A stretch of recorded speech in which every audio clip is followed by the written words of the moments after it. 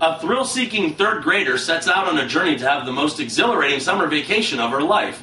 Hello there, everybody. As always, for RealScreenReviews.com, I'm movie critic Nick Yacobucci, and our next movie review is the family-friendly adventure Judy Moody and the Not Bummer Summer. This film not only has a very long title, it opened in wide release on Friday, June 10th, 2011, and it stars Heather Graham, Jaleel White, a.k.a. Steve Urkel from Family Matters, newcomer Paris Mostetler, and Jordana Beatty in the title role of Judy. This film comes to us from director John Schultz, the director of other light comedies such as The Honeymooners, Drive Me Crazy, and Like Mike. This time out, he once again tries to humor families by adapting a very famous book series that is also targeted at the entertainment of youngsters. Now, this film tells us of an adventure-seeking grade schooler, Judy Moody, and how she is planning to have the most daring and thrilling summer vacation of her life, all 9 years of it. However, she is stuck in a town with virtually nothing to do except hang out with her brother Stink and her friend Frank. Now, what seems to make matters worse is that most of her friends are attending summer camps and living the quests that she can merely dream about. That is until her Aunt Opal comes to visit and oversees her and her brother's safety and security while her parents are off in California, I believe.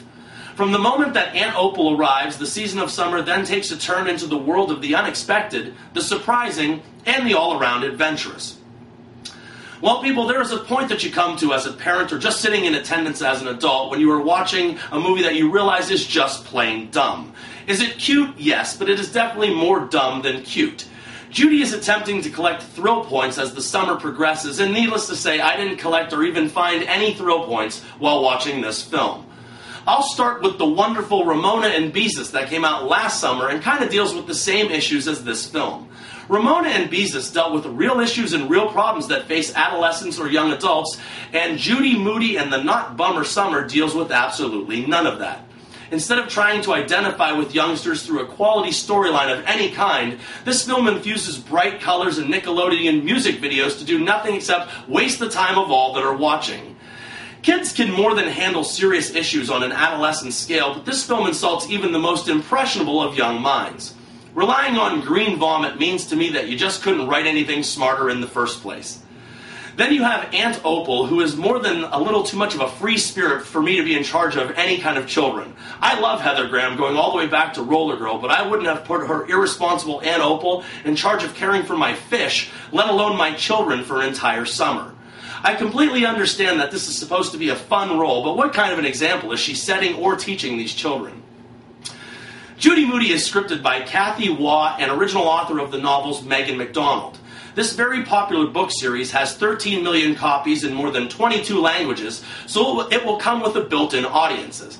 However, Kathy Waugh has only previously written material for very, very young audiences, and I think that the books themselves just work better as novels of imagination rather than a watchable feature. This might hit the target audience, but that's about it. Parents will be waiting for this one to end, and compared to movies like Cheaper by the Dozen, The Indian in the Cupboards, or the aforementioned Ramona and Beezus, this is just a giant step down on well-rounded family entertainment. Now, I do give the filmmakers credit for making a movie without superheroes in tights, wizards with wands, or anything else that usually comes in a Happy Meal. It really had potential, but in the end, even as a family film, it just comes up short. At around 90 minutes, Judy Moody seemed longer than it was, and in a nutshell, it just could have been a whole lot better. Only 1.5 stars out of 4 for a non-thrilladelic, non-super awesome time at the movies. And remember, people, I'm not always right, but only when it comes to the movies. And thank you for your attention.